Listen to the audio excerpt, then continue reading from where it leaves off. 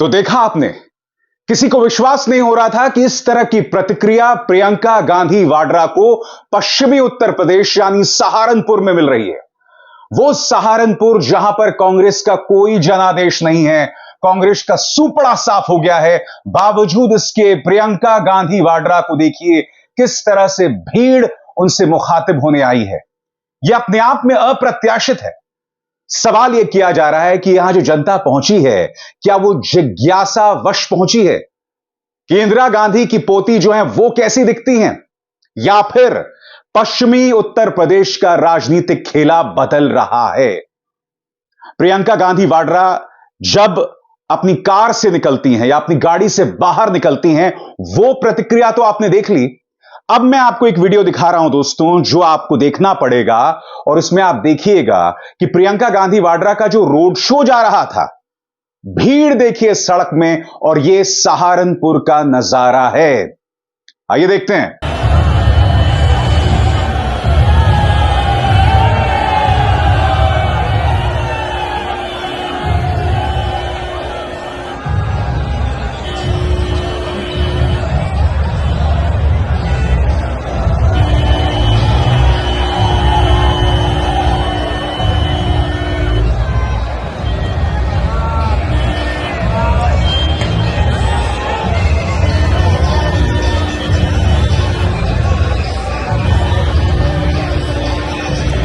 तो मेरा सवाल एक बार फिर, क्या पश्चिमी उत्तर प्रदेश की राजनीति बदल रही है?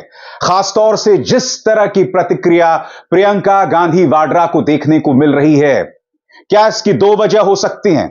क्योंकि आप और हम सब जानते हैं कि भाजपा नेता पुरुषोत्तम रुपाला का जो बयान था क्षत्रियों के बारे में, उस बात को लेकर क्षत्रिय पश्चिमी उत्तर प्रदेश में नाराज हैं। किसान आंदोलन चला था दोस्तों, उन पर गोलियां चलाई गई थी, उन्हें बेइज्जत किया गया था, उसको लेकर एक दबी नाराजगी पहले से है। हालांकि एक बात मैं स्पष्ट कर दूं, अगर हम जाटों की बात करें तो पारंपरिक तौर पर, खासतौर से 2013 के मुजफ्फरनगर दंगों के बाद से उन्होंने हमेशा भाजपा का साथ दिया है। बीच बीच में उनका हल्का सा मोहभंग होता है, मगर फिर भी आप जानते हैं कि पश्चिमी उत्तर प्रदेश में आखिरकार भाजपा जो है वो बाजी मार लेती है। मगर इस बार जयंत चौधरी, जिनकी विरासत चौधरी चरण सिंह की है, वो भी भाजपा की गोद में बैठे हुए हैं। ऐसे में प्रियंका गांधी वाड्रा को जो प्रतिक्रिया मिल रही है, वो अपने आप में भारतीय जनता पार्टी के माथे पर बल लाने के लिए काफी है। मैं एक बात स्पष्ट कर दूं दोस्तों, प्रियंका गांधी वाड्रा की बात करें बतौर एक वक्ता, बतौर एक कम्युनिकेटर, तो मेरा हमेशा से मानना रहा है कि वो राहुल गांधी से बेहतर हैं। क्योंकि जब प्रियंका गांधी वाड्रा बोलती है ना, तो भाषा को जो दायरा होता है वो सीमित नहीं हो जाता है। उनके पास शब्दावली है, उनके पास बोलने के लिए दिलचस्प बातें हैं, और वो लगातार अपने भाषणों में बात रखती हैं। यही नहीं, जनता से उनका सीधा संवाद होता है। यही वजह है कि जब प्रियंका गांधी वाड्रा बात कहती हैं तो जनता उन्हें सुनती है, और वो मौके की नजाकत को समझ रही हैं। वो जानती हैं आज रामनवमी है, और उन्होंने सीधा अपने इस रोड शो के दौरान वहां की जनता से कहा कि राम का नाता सत्य से है, सत्ता से नहीं। करारा हमला प्रधानमंत्री नरेंद्र मोदी और अमित शाह पर। सुनिए प्रियंका गांधी वाड्रा क्या कह रही हैं। रावण रथी विरथ रघुवीरा, इसका मतलब है रथ रावण के पास था, भगवान राम के पास नहीं था। सत्ता रावण के पास थी, भगवान राम के पास नहीं थी। सोने के महल में रावण रहते थे, भगवान राम वनवास में थे। भगवान राम लड़े, सत्य के लिए लड़े, और क्योंकि सत्य के लिए लड़े, सच्ची श्रद्धा के साथ लड़े, क्योंकि परोपकार था उनमें, क्योंकि उन्होंने हमेशा जनता को सर्वोपरि रखा, जनता की सेवा करी। इसीलिए आज भी हम भगवान राम को पूजते हैं। इस देश ने सत्ता को कभी नहीं पूजा है, इस देश ने हमेशा सत्य को पूजा है। एक बार फिर देखिए दोस्तों, जब प्रियंका गांधी वाड्रा अपनी गाड़ी से बाहर निकलती हैं तो किस तरह की प्रतिक्रिया उन्हें जनता दे रही है। आज सहारनपुर में जो उन्होंने रोड शो किया, इसी तरह की प्रतिक्रिया, इसी तरह की भीड़। सड़क पर देखिए किस तरह का मंजर है। जब ड्रोन ने उस पूरी सड़क को कैप्चर किया, जब प्रियंका गांधी वाड्रा जा रही थी। प्रियंका गांधी वाड्रा ने कहा, आज जो सत्ता में बैठे हैं वो माता शक्ति और सत्य के उपासक नहीं है, सत्ता के उपासक हैं, और वो सत्ता के लिए किसी भी हद तक गिर सकते हैं। बकौल प्रियंका गांधी वाड्रा, सुनते हैं। आज जो इस देश में सत्ता में बैठे हैं वो माता के उपासक नहीं है, वो सत्य के उपासक नहीं है, वो शक्ति के उपासक नहीं है, वो सत्ता के उपासक हैं। वो सत्ता के लिए कुछ भी कर डालेंगे, सत्ता के लिए विधायकों को खरीदेंगे, सत्ता के लिए चुनी हुई सरकारों को गिरा देंगे, सत्ता के लिए बड़े बड़े उद्योगपतियों को इतना पैसा दिलवाएंगे, इतनी शौहरत दिलवाएंगे, इस देश की सारी संपत्ति दिलवाएंगे ताकि वो सत्ता में रह पाए। ये इस देश की परंपरा नहीं है, ये इस देश की सच्चाई नहीं है। और जैसे मैंने कहा, वक्त की नजाकत, यानी आज रामनवमी है, उसके मायनों को लगातार प्रियंका गांधी वाड्रा समझा रही थी, क्योंकि पृष्ठभूमि उत्तर प्रदेश की थी। वो उत्तर प्रदेश जहां पर राम मंदिर की प्राण प्रतिष्ठा का जबरदस्त राजनीतिक असर हुआ है। प्रियंका गांधी वाड्रा जानती हैं कि यह लड़ाई बहुत मुश्किल है, इसीलिए उन्होंने वाल्मीकि रामायण के इन पहलुओं का जिक्र किया। बकौल प्रियंका गांधी वाड्रा, वाल्मीकि रामायण में लिखा है कि जब भगवान राम युद्ध भूमि में उतरे तो देखा कि माता की शक्तियां रावण के पास थी। उन्होंने इसे किस तरह से बताया दोस्तों, इस पूरे मामले को किस तरह समझाया, आइए देखते हैं पूरे स्क्रीन पर। आज रामनवमी का दिन है, एक बहुत शुभ अवसर है, तो मैं और भी खुश हूं कि आज मैं यहां आई हूं।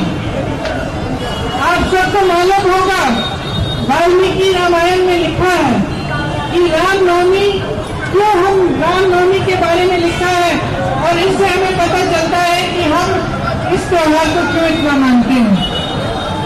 अब वॉल्यूम इतना ही है, सुन लो ध्यान से चुपचाप से सुन लो, क्योंकि गहरी बात बताने जा रही हूं। रामनवमी क्या है? वाल्मीकि रामायण में लिखा है कि जब भगवान राम युद्ध भूमि में उतरे तो उन्होंने सामने देखा तो शक्ति, माता की पूरी शक्ति रावण की तरफ थी। मायूस हुए भगवान राम, मायूस हुए कि ऐसा क्यों हो रहा है। तो मायूस होकर उन्होंने 8-9 दिनों की तपस्या की, उन्होंने अन्न छोड़ा, व्रत रखा, और 9 दिनों के लिए उन्होंने माता की उपासना और आराधना की, ये समझने के लिए कि मां शक्ति उनको क्यों दे रही है और ये शक्ति मेरे पास क्यों नहीं है। मैं आराधना करूंगा ताकि मां की शक्ति मेरे पास आए। तो 9 दिनों के लिए भगवान राम ने तपस्या की, व्रत रखा, मां की आराधना की, और उन्होंने 108 नील कमल मां के चरणों में डाले। जब 108वें नील कमल को डालने का मौका आया 9वें दिन पर, तो माता ने उनकी परीक्षा ली। वो 108वां जो कमल था उसको उन्होंने छुपा लिया। अब भगवान राम को मिल नहीं रहा था, संकट में आ गए, दुख हुआ, लेकिन उनके अंदर एक और शक्ति थी, श्रद्धा की शक्ति थी। तो उन्होंने, उनको याद आया इस शक्ति के द्वारा कि बचपन में उनकी माता उनको राजीव लोचन कहलाती थी, मतलब कमल जैसी आंखों वाले। तो जब ये बात भगवान राम को याद आई तो भगवान राम ने एक छुरा निकाला और अपनी आंख को निकालने का प्रयास करने जा रहे थे कि मैं माँ के लिए, माँ के चरणों में, मेरे पास नील कमल नहीं है, मैं अपनी आंख रख दूंगा। जैसे ही माँ ने उनकी ये श्रद्धा देखी तो माँ का दिल भी पिघल गया और मां ने उनको रोका और कहा मेरी शक्ति तुम्हारे साथ है, तुम्हारी तपस्या सफल हुई। तो ये जो रामनवमी का जो अवसर है, हम उस तपस्या की याद में हम इसको मनाते हैं। वो तपस्या क्या थी भगवान राम की? माता के प्रति तपस्या थी। वो बार बार कहती रहीं कि भारतीय जनता पार्टी का कोई नाता धर्म से नहीं है, राम से नहीं है। भारतीय जनता पार्टी में सिर्फ एक व्यक्ति की पूजा होती है और वो है प्रधानमंत्री नरेंद्र मोदी। वो प्रधानमंत्री नरेंद्र मोदी जिनके आसपास लोग जो हैं वो बस हां में हां मिलाने वाले लोग हैं, और ये अपने आप में चिंताजनक बात है। क्या कह रही हैं प्रियंका गांधी? आज मोदी जी के इर्द गिर्द सिर्फ उनसे हां में हां मिलाने वाले लोग हैं। जितने अधिकारी हैं, जितने मंत्री हैं, जितने सांसद हैं, जितने मुख्यमंत्री हैं, उनके सब उनसे डरते हैं। सब उनकी सत्ता से डर के मारे उनको सच्चाई नहीं बताते। मोदी जी को ये मालूम भी नहीं होगा आज कि इस देश की जनता कितनी तड़प रही है, कितना संघर्ष कर रही है। इस देश की महिला के बारे में उनको ये नहीं मालूम है कि वो महिला जब दुकान जाती है सामान खरीदने के लिए, जब नवरात्रि का समय होता है, जब त्योहार होता है, जब कुछ सामान खरीदने के लिए जाती है, अपने बच्चों के लिए नए कपड़े, जूते, पूजा की सामग्री कुछ खरीदने के लिए जाती है, तो खरीद नहीं पा रही है, महंगाई हो गई है। ये बात मोदी जी समझ रही है, ये बात मोदी जी देख रही है। मोदी जी को इस देश का किसान नहीं दिख रहा है, जिसके पसीने से ये मिट्टी सींची हुई है। इस देश के किसान को मोदी जी दिख रही है। जब इस देश का किसान मोदी जी के दरवाजे तक गया, दिल्ली तक गया, लाखों किसान बैठे रहे, महीनों के लिए आंदोलन करते रहे। जब इस देश के किसान सुनवाई मांग रहे थे मोदी जी से, मांग रहे थे कि ये काली कानून हटा दीजिए, मोदी जी ने सुनवाई तक नहीं की, अपने दरवाजे से बाहर तक नहीं आए। 600 किसान शहीद हो गए, किसानों को इनके मंत्रियों के नीचे कुचल डाला, लेकिन मोदी जी ने कुछ नहीं किया। आपकी सुनवाई नहीं हुई। आपके गन्ने का बकाया उस समय 15,000 करोड़ था, 16 लाख करोड़ रुपए का कर्ज माफ किया है इन्होंने देश के बड़े बड़े उद्योगपतियों का। समझ लीजिए, 16 लाख करोड़ रुपए, और इस देश के गन्ने किसानों का बकाया माफ नहीं किया, कर्ज माफ नहीं किया। इस देश का किसान 10,000 रुपए के कर्ज के लिए आत्महत्या कर रहा है। मैं गई मिलने ललितपुर में एक किसान था, उसने 1 लाख का कर्ज लिया था। मैं उसकी बेटी से मिली, रो रही थी, पिताजी खाद की लाइन में खड़े रहे, कर्ज चुकाना था, पैसे नहीं थे, खाद वितरण नहीं हो रहा था, लाइन में खड़े खड़े मर गए, खड़े खड़े गिर गए, क्योंकि पानी नहीं पिया था, खाना नहीं खाया था, खड़े खड़े खाद के लिए खड़े रहे। उनका कर्ज मोदी जी ने बिठाया नहीं, माफ नहीं किया, लेकिन अडानी अंबानी के कर्ज 16 लाख करोड़ रुपए माफ हो गए। तो सुना आपने, प्रियंका कह रही हैं कि प्रधानमंत्री नरेंद्र मोदी को किसानों की, मजदूरों की, युवाओं की जो तकलीफें हैं वो दिखाई नहीं देती, क्योंकि ये ना भूलें अग्निवीर मुद्दा जो है वो बहुत बड़ा मुद्दा हो गया है। युवाओं में उसको लेकर आक्रोश है, और प्रियंका गांधी वाड्रा जो है पश्चिमी उत्तर प्रदेश में है, जहां पर बड़े पैमाने पर युवा जो है वो सेना में जाना चाहते हैं, मगर उनके सामने अग्निवीर योजना है। वो अग्निवीर योजना जिस पर एक पूर्व सेना अध्यक्ष ने भी सवाल उठाए थे, किताब लिखी थी, मगर उस पर जो है काबू पा लिया गया है। वो किताब अब सामने नहीं आ रही। यही सवाल राहुल गांधी ने भी उठाया था हाल ही में। कहने का अर्थ क्या है दोस्तों? कहने का अर्थ साफ तौर पर दिखाई दे रहा है। यहां पर प्रियंका गांधी वाड्रा लड़ते हुए दिखाई दे रही हैं, मगर सवाल यह कि पश्चिमी उत्तर प्रदेश में उसकी चुनौती जो है वो पहाड़ जैसी है। सामने प्रधानमंत्री नरेंद्र मोदी का करिश्माई व्यक्तित्व है, जिनके व्यक्तित्व में चार चांद लगाने का काम उनके प्रचार तंत्र मीडिया ने किया है। वो मीडिया जहां पर सिर्फ और सिर्फ प्रधानमंत्री दिखाई देते हैं। ये जो तस्वीरें मैं आपको आज दिखा रहा हूं, देखिए किस तरह से प्रियंका गांधी वाड्रा को सड़क पर प्रतिक्रिया मिल रही है। यह आप कहीं और नहीं देखेंगे। इनफैक्ट डिजिटल प्लेटफॉर्म्स पर भी जो चुनावी कवरेज मैं आपके सामने ला रहा हूं, आप किसी अन्य प्लेटफॉर्म पर नहीं देख रहे हैं, और उसको दिखाने की वजह साफ है दोस्तों। आप समझ रहे हैं कि एक लोकतंत्र में, एक लोकतांत्रिक प्रक्रिया में दोनों का हिस्सा होता है, सत्ता पक्ष और विपक्ष। और 99% मीडिया सिर्फ और सिर्फ सत्ता पक्ष को दिखाता है, विपक्ष को तो कोई दिखाता ही नहीं है ना। आज अखिलेश और राहुल गांधी की प्रेस कॉन्फ्रेंस हुई, मगर आप भी जानते हैं उस प्रेस कॉन्फ्रेंस को लेकर गोदी मीडिया का रवैया पूरी तरह से नकारात्मक है। कई लोग तो दिखा भी नहीं रहे हैं। आपको याद होगा जब भाजपा ने अपना घोषणा पत्र जारी किया था तो सुबह से लेकर दोपहर तक तमाम न्यूज चैनल्स पर सिर्फ और सिर्फ वही छाया रहा। शॉकिंग बात यह कि उस घोषणा पत्र के बाद प्रधानमंत्री ने कोई प्रेस कॉन्फ्रेंस को संबोधित नहीं किया, जबकि पिछली बार आपको याद है प्रधानमंत्री और अमित शाह एक प्रेस कॉन्फ्रेंस में बैठे हुए थे।